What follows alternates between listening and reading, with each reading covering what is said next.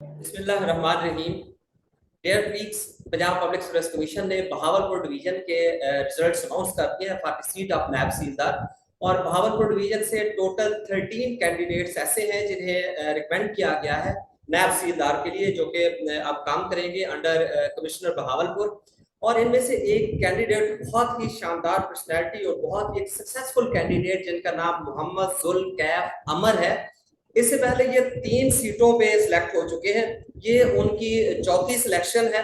और अब उनके लिए एक बड़ी परेशानी ये बनी हुई है कि इनमें से किस सीट को मैं फॉरगो कर दूं, किस सीट को क्विट करूं और कौन सी ऐसी सीट है जिसको मैं ज्वाइन करूं। तो चलते हैं मोहम्मद जुल्कैफ अमर की तरफ। सबसे पहले तो जुल्कैफ अमर, आपको बहुत बहुत मुबारक, कांग्रेचुलेशन कि आपने माशाल्लाह 3 पहले आपकी रिकमेंडेशंस आ चुकी हैं। ये आपकी चौथी जी रिकमेंडेशन जी है सर। एज ए नायब तहसीलदार। तो आप अपने आप को इंट्रोड्यूस करवाएंगे थोड़ा सा, कैसे कैसे आपकी सिलेक्शन हुई, यहाँ से स्टार्ट करते हैं और फिर आगे चलते हैं, शेयर करते हैं आपके दोस्तों के साथ, प्लीज। जी जी sir. Sir first of all तो आपका बहुत बहुत शुक्रिया कि आपने वक्त दिया और मुझे अपने इस प्लेटफॉर्म पे इनवाइट किया और अपना एक्सपीरियंस शेयर करने का दूसरों के साथ, दूसरे कैंडिडेट्स के साथ मौका दिया। सर फर्स्ट ऑफ ऑल तो अल्लाह ताला की ज़ात का बहुत बहुत मुझ पे करम है, एहसान है कि मेरी अब जगह बाद दीगरे 4 जगह पे रिकमेंडेशंस हुई हैं। और जैसा कि आपने बताया, मैं वाकया ही कंफ्यूज हूँ कि मैं किस पोस्ट को जो है वो फाइनली सेलेक्ट करूँ, क्योंकि सर मेरी जो पहली रिकमेंडेशन है वो 17 स्केल में है, असिस्टेंट डायरेक्टर प्रोसेसिंग इन सीड कॉरपोरेशन। फिर सर मेरी एक रिकमेंडेशन 16 स्केल पे है, असिस्टेंट की स्पेशल एजुकेशन डिपार्टमेंट में। इसके साथ मेरी सर जो तीसरी रिकमेंडेशन हुई वो हुई services and general administration department SNGAD में as a section assistant 16 scale की। और सर अभी रिसेंटली जो फोर्थ वन रिजल्ट अनाउंस हुआ है कल, नायब तहसीलदार बहावलपुर, उसमें भी सर अल्हम्दुलिल्लाह मेरा मेरिट नंबर जो है वो 4 है। मैं सर यहाँ पे ये बात ऐड करना चाहूंगा कि मैंने 4 ही इंटरव्यूज दिए थे पंजाब पब्लिक सर्विस कमीशन के, और अल्हम्दुलिल्लाह चारों में ना सिर्फ मेरी रिकमेंडेशन हुई है, बल्कि सर चारों में मेरी टॉप पोजीशन पे रिकमेंडेशन है। मेरी सर स्पेशल एजुकेशन में मेरिट नंबर 5 था, असिस्टेंट डायरेक्टर प्रोसेसिंग में मेरिट नंबर 4, और ये नायब तहसीलदार बहावलपुर में मेरिट नंबर भी 4 है। जबकि जो assistant section assistant in SNGAD, वहाँ पे सर मेरा मेरिट नंबर 30 है।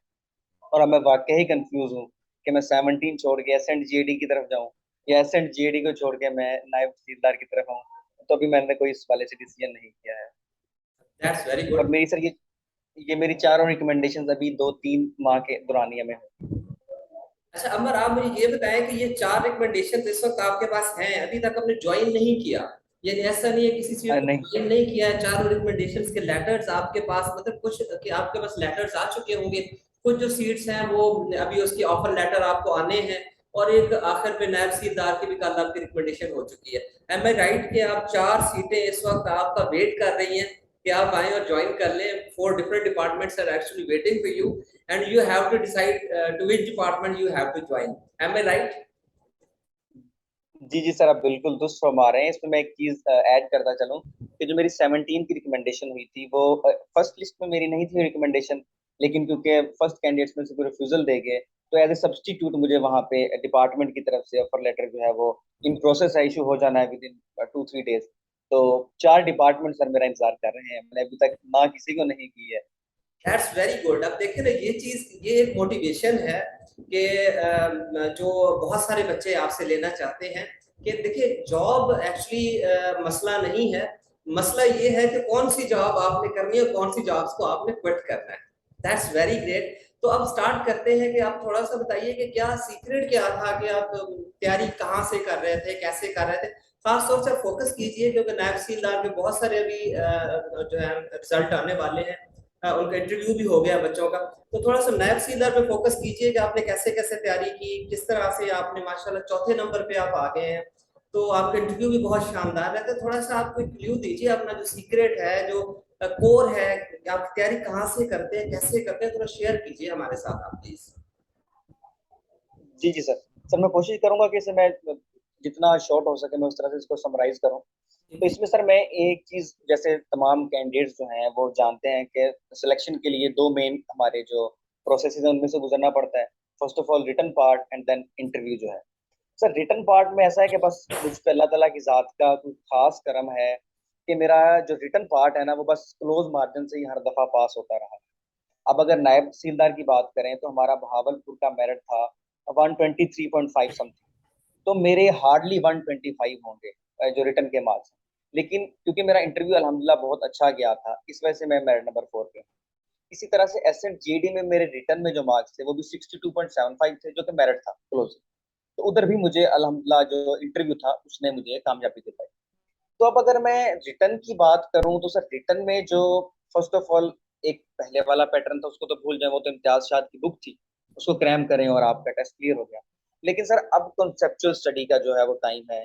देखिए आप पंजाब पब्लिक सर्विस कमीशन की अगर हम बात करें स्पेसिफिकली, तो जो इंग्लिश है सर वो 20 मार्क्स की आ रही है। अब 16 to 17, कभी 20 भी हो जाते हैं, 20 की वो गई हुई है सिफारिश के, 20 की है। तो सर उसको बेसिक्स की जाए, इंग्लिश की ग्रामर किया जाए, यूट्यूब पे बहुत सारे लेक्चर्स हैं। वोकेबलरी जो है उसको भी एक सीक्वेंस से याद किया जाए, एक तरीके से याद चलते हुए उसको फॉलो किया जाए। इसी तरह सर जियोग्राफी है उसको प्रॉपर समझ के मैप को किया जाए, लॉन्गिट्यूड लैटिट्यूड, मतलब बहुत सी जो टर्म्स हैं जो अब सर मुझसे बेहतर जानते हैं। तो मेरी इस बात का खुलासा सर ये है कि रिटर्न के लिए अगर आपने तैयारी करनी है तो आपको इन डेप्थ स्टडी करना होगी और सीक्वेंस में करनी होगी। इसके लिए एक और मैं सर मिसाल देना चाहूंगा।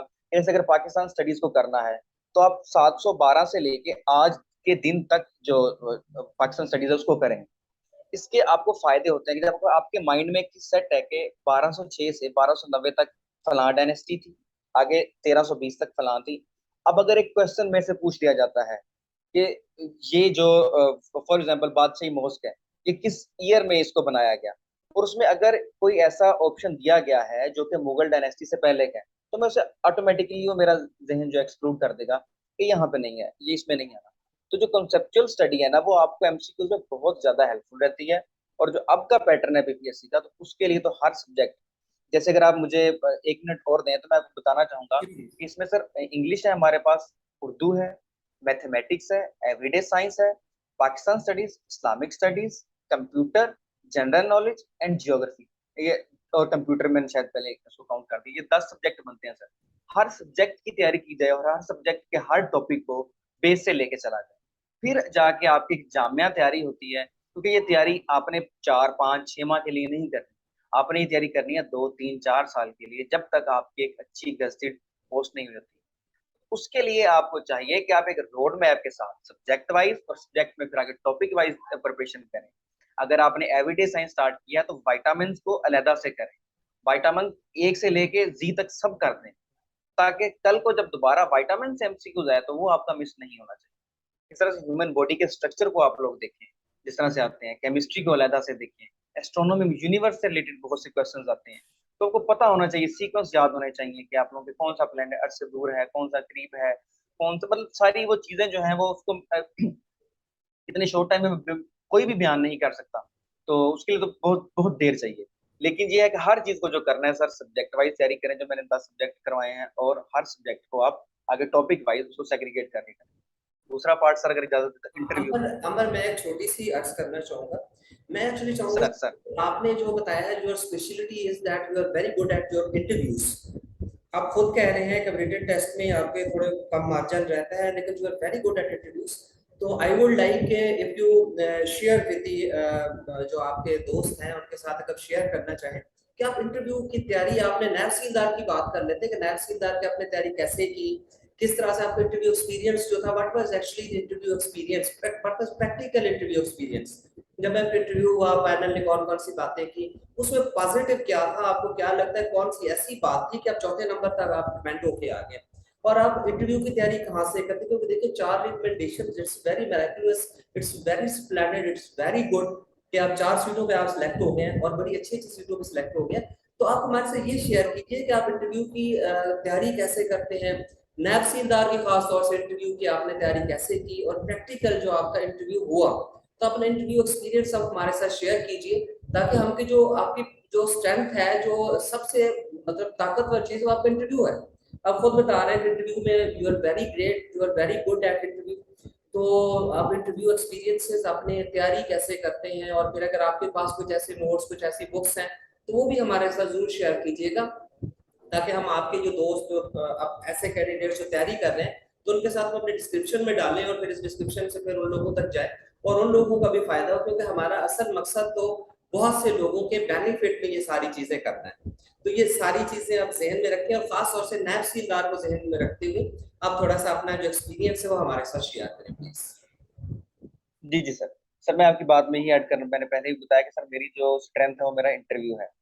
अब अगर सर आप वन वर्ड में मुझसे पूछना चाहें ना कि इंटरव्यू कैसे ये है, सर वो है कॉन्फिडेंस। वो अल्लाह ताला की जात का एहसान है मुझ पे बहुत ज्यादा कि मैं कॉन्फिडेंट हूँ अल्हम्दुलिल्लाह। मैं स्पीचेस करता रहा हूँ अपनी यूनिवर्सिटी में, तो उस चीज से स्टेज का जो एक फेयर होता है अक्सर कैंडिडेट्स को या इंटरव्यू टेबल का, वो मुझ में बिल्कुल भी नहीं। अल्हम्दुलिल्लाह अल्लाह ताला की जात का एहसान। अच्छा सर, इस सिर्फ ये चीज ही जरूरी नहीं है, इसके साथ साथ आपके पास नॉलेज भी होना चाहिए।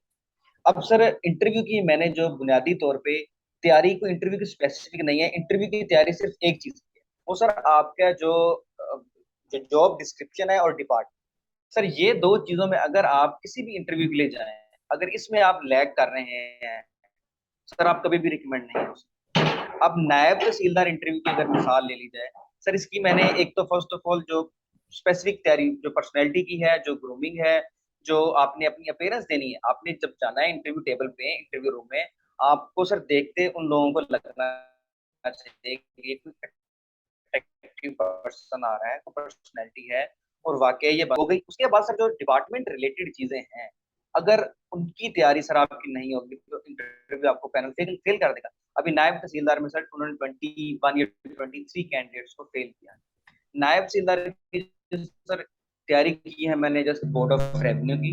नायब तहसीलदार की जितनी भी रिस्पॉन्सिबिलिटीज और जो पूरी की पूरी सीरीज सर आपके यूट्यूब चैनल पे वो मौजूद है। मैंने तब भी आपसे कांटेक्ट किया था, आपसे रिक्वेस्ट की थी एक दो टॉपिक्स के लिए, आपने फिर उनकी वीडियोस बनाई थी। तो सर मैंने उनको अच्छी तरह से किया, उनके नोट्स बनाए। नोट्स बनाने से मुझे सारी चीजें मेरे पास आ गई, मैंने उनको रिवाइज किया। सर अब इसमें मैं ऐड करते चलूँ अपना नायब तहसीलदार इंटरव्यू का एक्सपीरियंस। सर मैं गया हूँ, उसके बाद उन्होंने मेरे से हिस्ट्री के क्वेश्चन स्टार्ट कर दिए, जो कि मेरी वीक थी, मुझे इतने अच्छी तरह से क्वेश्चन वो नहीं है।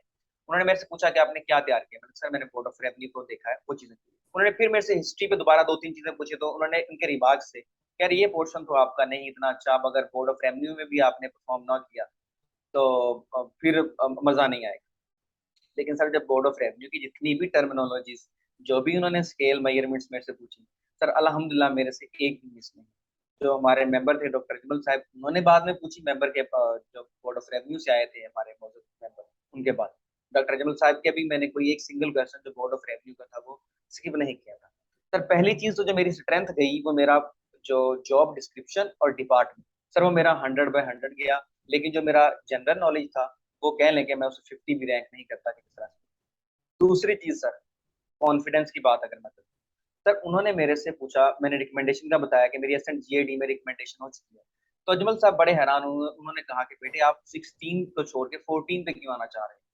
मैंने कहा सर मैंने यहाँ आके कौन सा रुकना है, मैंने इंशाल्लाह आगे आगे मूव ऑन करना है। तो इस पे उन्होंने कलम छोड़ दिया सर और मुस्कुराने लग गए कि यार तुम तो अपने आप को रिकमेंड करके बैठे हो, रिकमेंड करके आए हो इस टेबल तक, इस रूम में।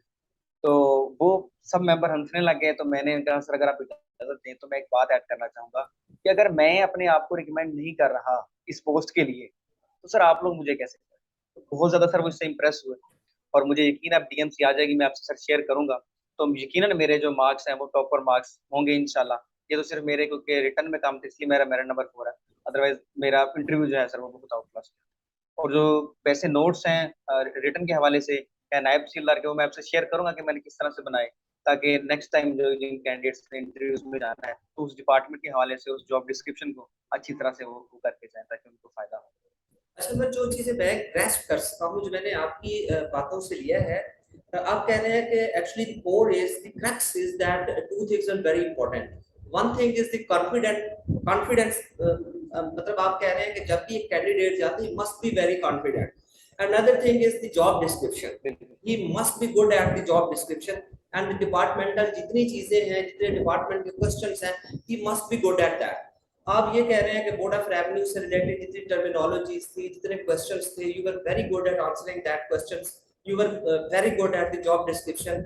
आपने जॉब डिस्क्रिप्शन को अच्छी तरह से समझा हुआ था, आपने बोर्ड ऑफ रेवेन्यू को और डिपार्टमेंट की और जितनी चीजें आपसे, जितने क्वेश्चंस किए गए, आपसे जानने की कोशिश की गई। तो अब देखिए जहां तक मुझे लगता है तो ये आपके लिए तो बहुत ही अच्छा था, क्योंकि कभी आप उस जॉब में नहीं आए, लेकिन जॉब में आने से पहले ही अगर आपने इधर वर्क कर लिया है, जॉब डिस्क्रिप्शन आपको पता है, बाकी चीजें तमाम पता है, तो नो डाउट ये एक बड़ी पॉजिटिव चीज थी। तो इसके अलावा मतलब कॉन्फिडेंस के अलावा, या कहते हैं कि जॉब डिस्क्रिप्शन या जो डिपार्टमेंट से रिलेटेड क्वेश्चंस होते हैं वो अच्छी तरह तैयार कर लेने चाहिए। इसके अलावा कोई ऐसा कोर, कोई ऐसा क्रक्स, कोई ऐसी चीज जो आप समझते हैं कि जिसने आपको इतना अच्छा एक कैंडिडेट हमेशा ही बनाया? आप देखिए ना, it's actually your fourth recommendation. Three times already you have been recommended for different departments, and this is for the fourth time that you have been recommended for the seat of the NAPS Gita. And now you have to choose out of four seats that what actually the department which you will want to join. तो अब देखिए, it's a very good position, आप बहुत ही एक अच्छी position में, लेकिन आप मैं आपको बार बार बॉदर ये कर रहा हूँ कि दो चीजें तो हमने आपसे ले ली, कि एक आप कह रहे हैं कि वन शुड बी, जो भी कैंडिडेट है वन शुड बी कॉन्फिडेंट, उसे उसके पास कॉन्फिडेंस होना चाहिए। बिल्कुल other thing is the job description and the job experience. अगर जॉब एक्सपीरियंस उसके पास नहीं है तो detail of the departments and department terminologies, ये तमाम चीजें जो है उसको बड़ी अच्छी तरह से ये पता होनी चाहिए। इन दो चीजों के अलावा कोई चीज आप हमारे साथ शेयर करें कि वो कौन सी ऐसी चीज, अब देखिए ना, पर एसएनजीएडी तो आपके पास ये चीजें नहीं थी, इसी तरह से जो और स्पेशल एजुकेशन में ये चीजें नहीं थी, तो और अब क्या समझते हैं कोई ऐसी तीसरी चीज भी है जो ऐसा जो कोर हो, जो क्रक्स हो, कि जिसकी वजह से हमेशा ही रिकमेंड हो जाते हैं? सर। सर इसमें दो चीजें मैं मजीद ऐड करना चाहूंगा। पहली चीज है सर आप अपीयरेंस, जो मैंने पहले जिक्र भी किया, लेकिन अपीयरेंस सर बहुत मैटर करती है। आपका फर्स्ट इंप्रेशन लास्ट इंप्रेशन होता है। आप जब जाएं तो वो उनको पता चले कि सर ये वाकई कैंडिडेट सीरियस था, ये तैयार होके आया। आपकी जो पर्सनैलिटी है, अपीयर, आपकी प्रेजेंटेशन कैसी है, ये तो नहीं कि आप आपकी कोई कलरफुल सॉक्स पहन के जब चले गए हैं, आपको पता ही नहीं है, आपने सूट अगर भी पहनना है तो आप विदाउट वो उसको वेस्ट कोट पहन के चले गए हैं। तो ये, मैं ऐसा बिल्कुल नहीं कह रहा कि ऐसा जाने से रिकमेंडेशन नहीं होती, लेकिन सर जो मेरी ऑब्जर्वेशन या जो मेरा प्लस पॉइंट रहा है कि मैंने हमेशा अपनी पर्सनैलिटी पे और अपनी अपीयरेंस पे मैं काम करके गया हूँ। क्योंकि पहला इंप्रेशन उन्होंने जब लेना है तो वो उससे खुश होते हैं। यकीनन उनको कैंडिडेट्स इस तरह के चाहिए जो वाकई इस चीज के लिए सीरियस हैं और कल को उन्होंने सिस्टम का हिस्सा बनना है तो वो सिस्टम में चल सके। और चौथी चीज जो सबसे सर इंपॉर्टेंट है, कॉन्फिडेंस से भी ज्यादा वो अहम है, वो सर है आपकी ओबीडियंस, ताबेदारी। सर हमने अल्टीमेटली जाके ऑफिसर का सबऑर्डिनेट बनना है, और ये चीज रिफ्लेक्ट होनी चाहिए हमारे आंसर से, हमारे एटीट्यूड से, कि हम वाकया ही एक ताबेदार ऑफिसर, ताबेदार जो हैं जाके डिपार्टमेंट में काम करें। सर ये बहुत अहम चीज़ है। मैंने बहुत से लड़के देखे हैं, वो इंटरव्यू शेयर करते हैं तो आगे से वो उनको टोक देते हैं बाजूकात अपनी बात मुकम्मल करने की। मिसाल के तौर पे अगर बात कर रहे हैं, पैनल आपस में मेंबर्स बात करने लग जाते हैं, तो आपका ये राइट है ही नहीं कि आपको बेशक जितना अच्छा मर्जी आर्गूमेंट है, आप बेशक सच्चे हैं, आप उनको टोकेंगे नहीं। कर कैंडिडेट्स ये गलती करते हैं और मार खा के आते हैं। ये सर ओबीडियंस जो है, ताबेदारी, ये बहुत अहम चीज़ है और इसको लाजमी लाजमी फॉलो करना चाहिए। और बहुत सारे कैंडिडेट्स मैंने देखे हैं अपने साथ के जो इस चीज को इग्नोर करते हैं और फिर इसके बाद वो फेल हो जाते हैं। ये दो मैं चीजें मैंने सर मिल ऐड कर। मैं ये अब तक समझ पाया हूँ। आप चार चीजें कह रहे हैं। First is the confidence. आप कह रहे हैं कि कॉन्फिडेंस अच्छा होना चाहिए, आपको जो स्ट्रॉन्ग एरिया है for any candidate, strong area है कि उसके डिपार्टमेंट के जितने क्वेश्चंस हैं वो अच्छी तरह तैयार होने चाहिए, डिपार्टमेंट की एसओपीज का पता होना चाहिए, जॉब डिस्क्रिप्शन का पता होना चाहिए। फिर आप कह रहे हैं कि जो अपेयरेंस है आपकी, आप कैसे ड्रेसअप होके जाते हैं, उसको अच्छी तरह से ड्रेसअप होना चाहिए, उसकी अपेयरेंस अच्छी होनी चाहिए, और फिर उसको गुड लिसनर होना चाहिए। अगर हम ऐसे कहते हैं कि गुड लिसनर हो, अच्छी तरह से सुन रहा हो, और फिर वो मतलब ये जेस्चर भी दे कि जो एसओपीज ऑफ द डिपार्टमेंट है, तो according to a given decorum वो एसओपीज ऑफ द डिपार्टमेंट जो उनकी कंप्लायंस भी करेगा। आप ये चार चीजें अब तक बिल्कुल हमें समझ आ गई। तो इनके अलावा भी कोई आप ऐसा बिल्कुल सोचते हैं, कोई ऐसा सीक्रेट है, ऐसा कौर है, ऐसी कोई बात है कि जो अगर एक कैंडिडेट फॉलो करता है तो आपकी तरह चार चार सीटों के या चार चार पोस्ट के या चार चार डिपार्टमेंट्स के लेटर उसके पास भी एट ए टाइम उसके पास मौजूद हो? तो कौन सी ऐसी कोई ऐसा और राज है जो वो अगर उसको मिल जाए तो कोई ऐसी सीक्रेट, और कोई ऐसा जो है, कोई ऐसा जुगाड़ जो आपके पास हो, जो आप लेके जाते हो अपने जहन में, और आप चार चार सीटों पे एकदम से सिलेक्ट होके तो बैठे हुए हैं, इंतजार कर रहे हैं कि कहाँ जाना है और किन डिपार्टमेंट्स को आपने फॉलो कर देना है? जी जी सर, एक बहुत बहुत बड़ा सीक्रेट है वो।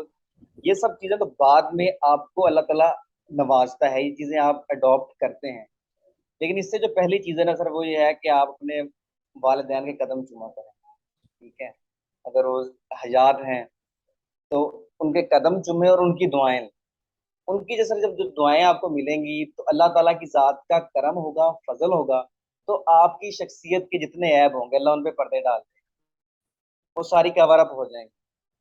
मेरे साथ मेरे वालिदैन की दुआएं हैं अमर और अल्लाह का खास करम है। हम इसको इस तरह से क्लोज करते हैं कि अल्हम्दुलिल्लाह आप एक बहुत सक्सेसफुल कैंडिडेट हैं। आपने शेयर किया अल्हम्दुलिल्लाह। अपना तमाम एक्सपीरियंस। तो मैं इस तरह से इसको क्लोज करता हूं कि आपने आपकी बातों से आपके साथ गुफ्तगू करके तो बहुत अच्छा लगा है। दोबारा मैं आपको कांग्रेचुलेट करता हूं और मैं ये ख्वाहिश भी करूंगा कि आप इससे बहुत आगे जाए, अपनी तैयारी को कंटिन्यू करें और अपने दोस्तों को भी साथ इंशाल्लाह। जिन्हें आपकी क्षमा जो आपने जलाई है तो और इसको एक्सपैंड भी करें, अपने दोस्तों के साथ शेयर भी करें। 4 चीजें आज के आपके इंटरव्यू से हमने ली हैं जो आपने हमारे से शेयर की हैं, जो आप समझते हैं। पहली आप ये चीज कहते हैं कि सबसे पहली चीज जो है that is confidence. One should be confident. जब वो जाता है तो उसका कॉन्फिडेंस बिल्कुल। लेवल अच्छा होना चाहिए। Second one is the good parents. तो उसके पेरेंट्स अच्छी होनी चाहिए, अच्छी तरह से ड्रेसअप होके जाए। चौथी चीज अब कह रही है उसका जो स्ट्रांग एरिया है, स्ट्रांग एरिया है इसके उसका जो डिपार्टमेंट से रिलेटेड जितना नॉलेज है वो बहुत हैंडसम होना चाहिए। उसके ये एरिया बहुत स्ट्रांग होना चाहिए। जॉब डिस्क्रिप्शन के बारे में हमेशा से उसको बड़ी अच्छी तरह से पता होना चाहिए और जितने डिपार्टमेंटल क्वेश्चन हैं कोशिश करनी चाहिए कि बड़ी अच्छी तरह से उनको आंसर करें। चौथा आपने ये बताया है कि उसको गुड लिसनर होना चाहिए, अच्छी तरह से उनको सुने। जो भी आपका डिपार्टमेंट पैनल बैठा हुआ है उनसे अच्छी तरह बातचीत उनसे करें, अच्छी तरह से सुन ले, गुड लिसनर हो। और फिर उसके जेस्चर जो उसकी बातों से ये लगना चाहिए कि वो इस चीज के लिए रेडी है कि जो भी एसओपीज ऑफ द डिपार्टमेंट है तो एसओपीज ऑफ द डिपार्टमेंट की कंप्लायंस करेगा। और चौथे नंबर पर आप कहते हैं कि आपकी जो आपके अंदर का सुकून है, जो आपके एक कॉन्फिडेंस का एक बूम है या एक लेवल है, वो आपके वालिदैन की दुआओं से भी आता है। कि जिन बच्चों के जिन कैंडिडेट्स के वालिदैन हयात हैं तो उनको अपने वालिदैन से दुआएं लेके जाना चाहिए। और आप जैसा एक कामयाब बच्चा आपके वालिदैन के लिए यकीनन उनके लिए तो इस जहान में जन्नत है कि जिसके बच्चे के पास इतनी बड़ी बड़ी और अच्छी अच्छी अपॉर्चुनिटीज उसके पास अवेलेबल हैं। And he has now to decide to which department to join and what are actually the departments he is going to quit। अभी से वो उसको लीव कर रहा है तो आपको आपके पास तो चॉइस है, बहुत अच्छी चॉइस है। अमर आपसे बात करके बहुत अच्छा लगा है। आई होप के सारे जो आपके कलीग्स आपको देख रहे हैं वो आपसे मोटिवेशन लेंगे। तो आप जैसे एक शानदार पर्सनैलिटी इंशाल्लाह आपकी मोटिवेशन, मैं खुद बड़ा मोटिवेट हुआ हूँ आपसे बातें नहीं कर। सर, ये और मुझे भी लग रहा है कि अगर बंदा तैयारी करे तो इस तरह भी कर सकता है। It's very good, it's very splendid, excellent बस परफॉर्मेंस। अल्लाह का करम होता है सर, अल्लाह का करम होता है तो सब कुछ हो बहुत जाता है। बहुत वंडरफुल है, रियली इट्स वंडरफुल। तो बहुत अच्छा लगा आपसे बात करके। सर बहुत शुक्रिया, आपने इंशाल्लाह कांटेक्ट भी इनवाइट रहेगा। किया। और एंड लास्ट पे अमर फिर मैं इंशाल्लाह। कहूंगा कि आपने अपने दोस्तों के साथ, मैं आपका नंबर शेयर करूंगा अपने स्क्रीन पे, जो आपसे इंटरेक्ट करते हैं आपके दोस्त सर जरूर। अच्छी तरह से गाइड कीजिए। और फिर जितने आपके पास अगर आपने नोट्स प्रिपेयर किए हैं तो अपने दोस्तों के साथ खुद से आप बेशक शेयर करें या हमें भेजिए तो हम अपने डिस्क्रिप्शन में आपके दोस्तों के लिए ये तमाम नोट्स और जितनी बुक्स रेफरेंसेस हैं वो बुक रेफरेंसेस भी हम जो है वो अपने डिस्क्रिप्शन में डाल देंगे। और मेरी तमाम आप दोस्तों से भी जो अमर को देख रहे हैं, तो आप दोस्तों से मेरी गुजारिश है कि अपने कमेंट बॉक्स में अपने जो आपको जैसा लगा अमर ने जो बातें की, क्या आप भी मोटिवेट हुए या नहीं हुए, जो आपकी फीलिंग्स हैं, जो आपने इस दौरान फील किया, जो आपकी क्वेरीज हैं, जो आप कुछ कहना चाहते हैं, तो आप तमाम लोग भी कमेंट बॉक्स में ये तमाम चीजें जरूर शेयर कीजिएगा। अमर आपसे बात करके बहुत अच्छा लगा है, बहुत ही एक जबरदस्त personality and no doubt very wonderful candidate in future inshallah also। अभी ये नहीं कि इंशाल्लाह इंशाल्लाह। आपका स्टार्ट है, in future you will no doubt be a very sir अभी तो candidate inshallah। अभी असली इम्तिहान तो शुरू होने हैं इंशाल्लाह। Best of luck.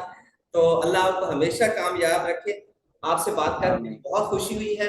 इतना वक्त देने के लिए, इतना खूबसूरत वक्त देने के लिए आपको बहुत बहुत शुक्रिया। Thank you very much. Allah Hafiz.